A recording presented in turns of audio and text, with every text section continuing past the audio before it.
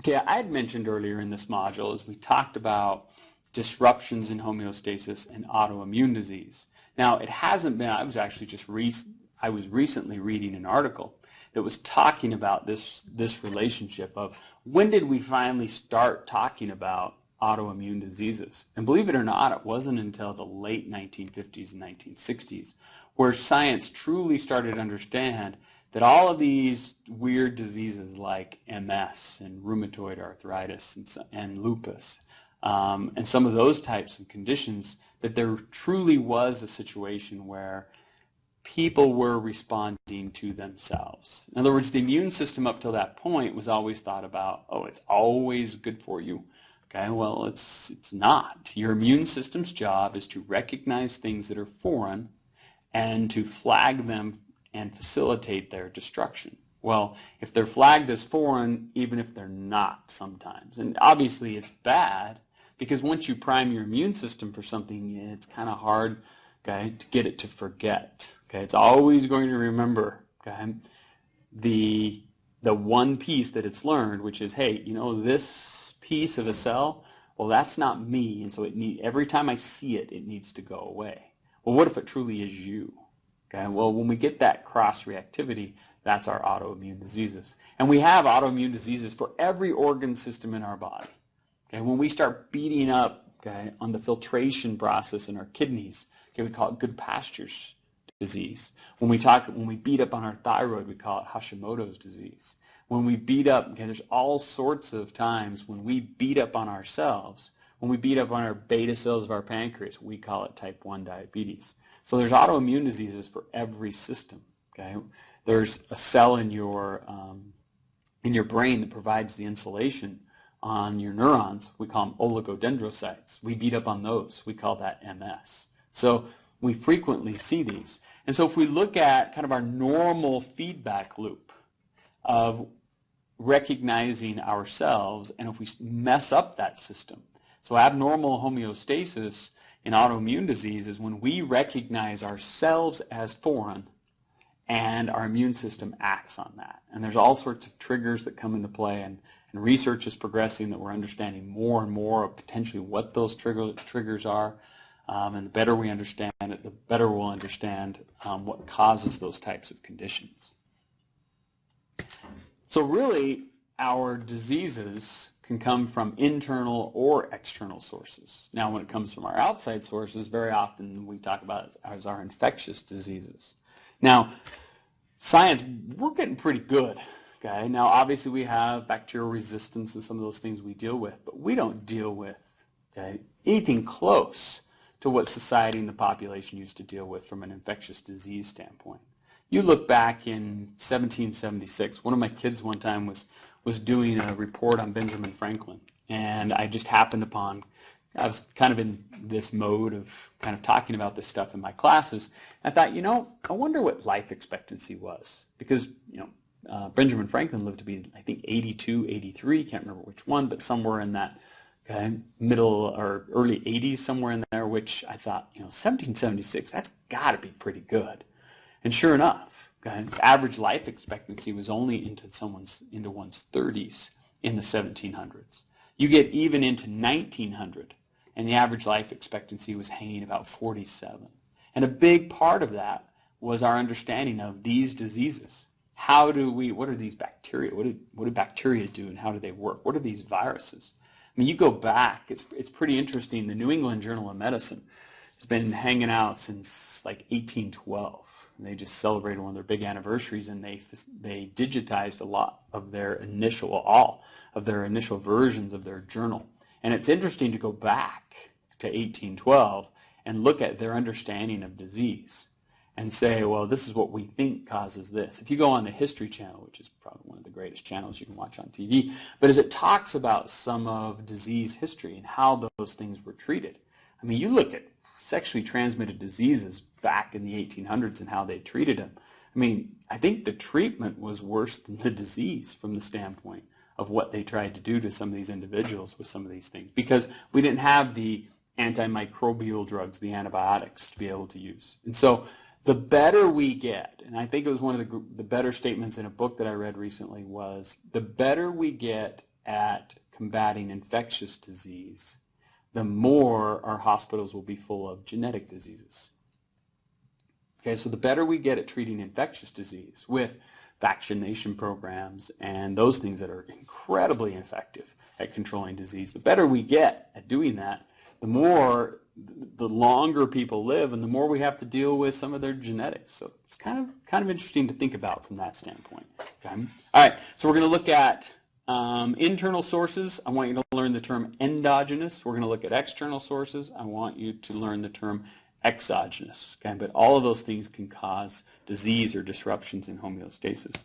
So when we get into disease transmission, there's different ways we can transmit disease. We can transmit it by direct contact.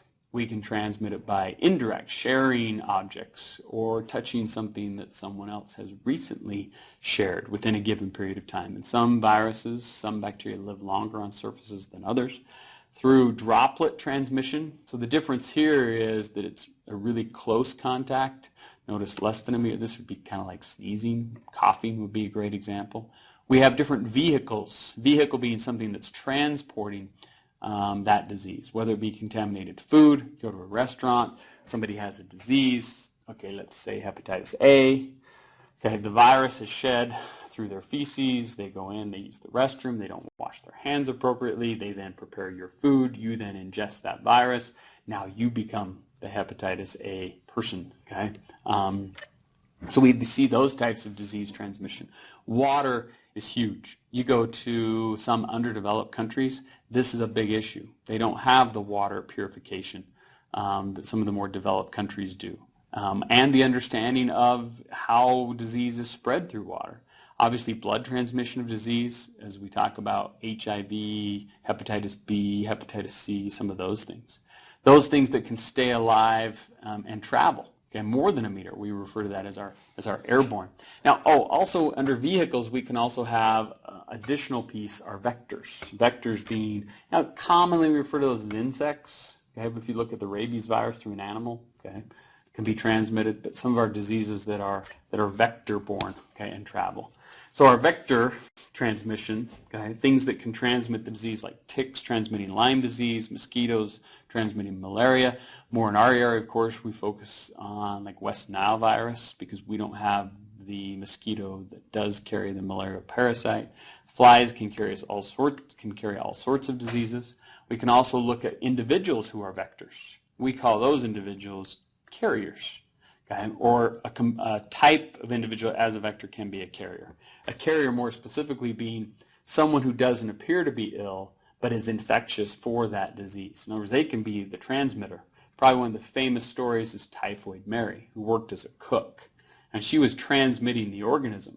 And what they found was that the Salmonella typhi, the organism, was carried in the gallbladder. And so sometimes they would do fecal studies and find there was huge amounts of the organisms and other times less so. But when the gallbladder would secrete bile, there'd be a lot of the organism. This person working as a cook, probably, of course, that time in history, washing hands, not as religious as probably we deal with now. Therefore, she was transmitting that disease. So they tried to sequester her from society to keep her from doing that. And there was a whole big process that likely your instructor will talk about when we get to the microbiology unit in Module 6. Okay, and they'll talk about her a little bit more. But she was a carrier, someone who is infectious for the disease but doesn't appear to be ill with the disease. And we as healthcare workers, or those wanting to go into healthcare, we are at risk for doing that to our patients, where we can sometimes carry organisms, or even our normal organisms on our body can then be infectious for our patient because of their current situation and immune suppressed condition. And so we can be carriers to give something to them. So we act, okay, as the vector in that situation. Okay? But they can also have some bad stuff that you can get. So that's why we do the gloves and the gown and the mask and those types of precautions we're going to talk about. So as we look at infections in populations, we can get infections that are just kind of sporadic. They just kind of come and go. We can get, as we look at endemic, epidemic, and pandemic, we're just looking at geography. How much area is being affected by those? If it's a smaller area within a given geographic area, we just call it an endemic infection, just this little group. As it gets into a higher population, we refer to as an epidemic. As it becomes worldwide, then we refer to it as a pandemic. And we monitor those things all the time to make sure that those are controlled as much as possible. Obviously, we can get sporadic infections that become endemic for a given, like H1N1, that become then bigger across the United States. So we have an epidemic, but also we worry about bird flu and swine flu and SARS virus, and now the MARS virus, and some of those things becoming more pandemic. And the reason those pandemic infections are more likely than they've ever been is because we're a worldwide traveling international society. I mean, I have a brother who I call him on a given day to talk to him, and he may be in Europe, and another day he may be in Taiwan, another day he may be in China, another day he may be, in Texas, and another day he may, individuals can be all over the place, racking up their frequent flyer miles. Therefore, they can be exposed to diseases that normally a population wouldn't be because they wouldn't have had the travel to be able to visit those. So that is a big deal. Now, some of the infections we deal with where they become what we call hospital-acquired or nosocomial infections. These can be more severe for individuals for a couple reasons. Number one, if in patients, the patient, they're already not doing well. So to expose them to a disease, is pretty rough on them because they're already immunocompromised. But they can also have some resistant bugs due to the frequency of their treatments that can then be difficult for the healthcare worker, or they can be viruses that we currently don't have cures for that can infect the healthcare worker. So these nosocomial infections become important that we monitor them, control them, and limit their spread as much as possible. Now, one of the ways that we limit their spread is we limit them by conforming to what we refer to as universal precautions. So the guidelines from the Centers of Disease Control that help reduce the transmission of infections. And as you go work for whatever facility you work for, they'll have specific guidelines and protocols and procedures to follow to say, okay, given this procedure, this requires gloves and gown and mask, or this only requires gloves, or this requires gloves and gown, and to try and control that. Well, one of the biggest things we do to control transmission of disease from us to the patient or the patient to us is simple hand washing. And also keeping in mind some of those fomites, those shared objects, where if you have a pen that you're using to write, there's not many departments that still do some paper charting, but some do. So you're using a pen a great deal. You're using the keyboard. So you're in and out of that room on different keyboards, sharing some of those organisms. But if you have a pen that you frequently use, well, don't use the pen with the patients, and then when you go down to get lunch, that's the same one that you're signing your check or your credit card receipt with, because then you're taking it to another environment. So our hand washing is important. Our shared objects are important, and sometimes we don't think of that. And some people, they just don't care. And then we get all sorts of rules and whatever that we have to kind of deal with. Where you watch people, they'll go into, let's say they're taking care of 4 or 5 patients. They'll go into this patient's room, come out, go into this one, come out, go into this one, never washing their hands in between. So it is important. Yeah, it's a pain. It's horrible. Our fingers dry out. They dry. They crack. They bleed. It's kind of part of the price we pay. But those are our universal precautions, specific guidelines that are required for quality patient care.